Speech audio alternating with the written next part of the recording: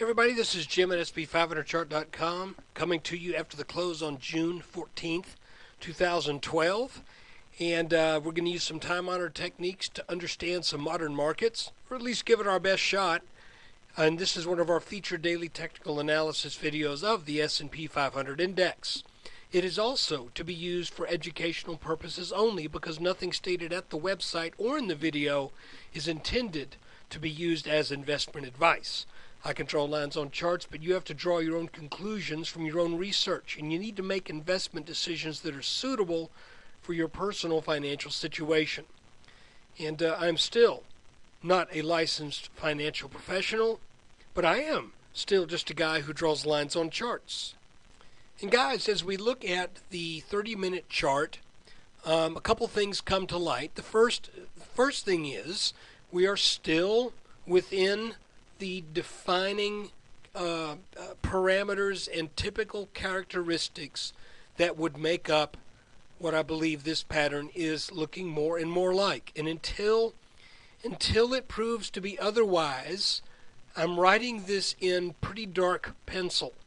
Now, again, I want to caution you, and I'm cautioning myself at the same time, that no technical chart pattern is worth its weight in salt until it is confirmed.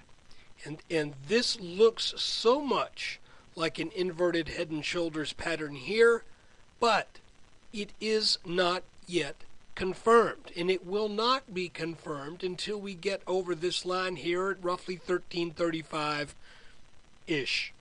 And I would say it would not be confirmed until we break that line by at least a solid percent. Okay?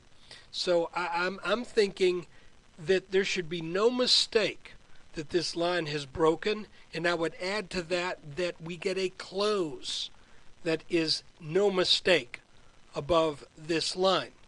Now, today's video is going to be pretty short and sweet because, frankly, when you get into one of these situations where you're forming a shoulder to a head and shoulders or an inverted head and shoulders pattern, it's just kind of the same stuff going on, okay? It's not like, oh, wow, we just had something new develop today of a major import to the market, because we didn't. But we did have something happen today that is worth mentioning, and I think it points out a likely scenario for maybe the next couple, 2 or 3 days. But before we do that, again, I remind you, this looks almost like a carbon copy of an inverted head and shoulders pattern that I think we had a while back. But again, until it breaks that neckline, it's just conjecture. But a chart reader needs to be willing to think like that, have a little forward thinking, so that you begin to consider the possibilities as things develop. I'm looking now at a 10-minute chart. Yesterday I pointed out that we had this lower line down here that I think we needed to keep an eye on, just in case the market decided to come and take that out. That would probably set up a move to the 1270s again. But that also would kind of rob this pattern of its potential symmetry. So I think we needed to be aware of this line, and I'm going to keep it here. But the fact that we rallied today instead over this top line sort of tells me that we're probably not going to be taking this line out down here. What I am thinking is a more likely scenario is, and by the way, you could see once we started getting up close to that 1335 area, there was a pretty swift reaction. Here, let's look at it on a 3-minute chart. Come to daddy. There's that nice big break right there, and then immediately got slammed back down to that line for a back test. Now, what's kind of interesting too is, again, if we look at just the little patterns we have here, there's a little head and shoulders top, brought things down, made its little mark known by getting down to the about roughly a little over 1320. No biggie there. Then this nice move up. Now, I'll be honest with you, I was working on some stuff today, so I did not witness, nor have I researched what may have caused this spike up. I will do it after I make the video, so I plead ignorance there. What time did it happen?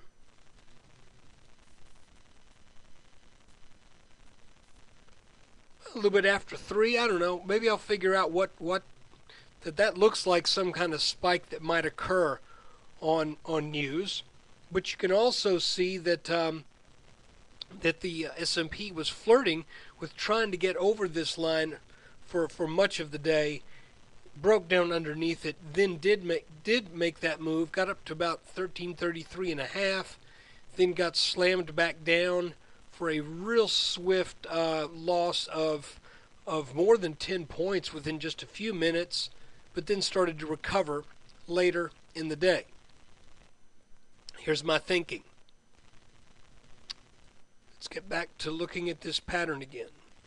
My thinking is that this neckline would still be resistance if tested tomorrow, and it is very possible, and I would even say pretty likely, that that we will get another back test on this line right here.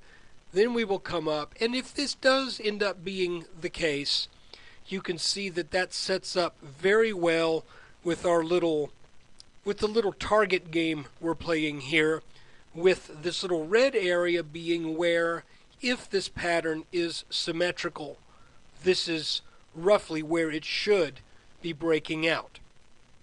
So guys, that's about it. We are still under the neckline, but you can see there's some hints of some market strength.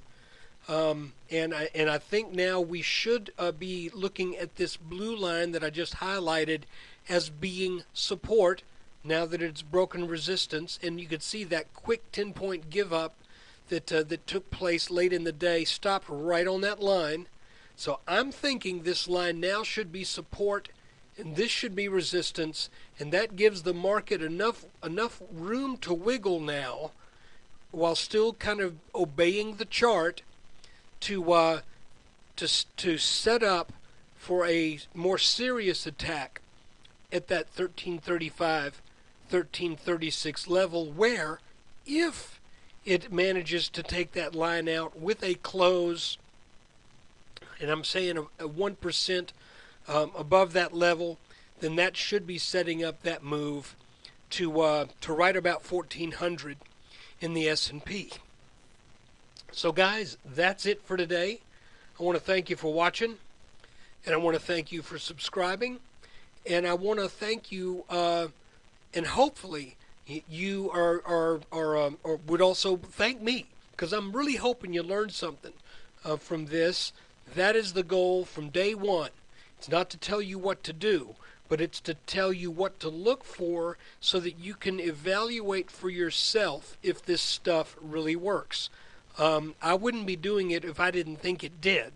So hopefully you are able to come to some conclusions on your own so that you don't have to take my word for it or anybody else's word for it. So look, again, thanks. I appreciate your support.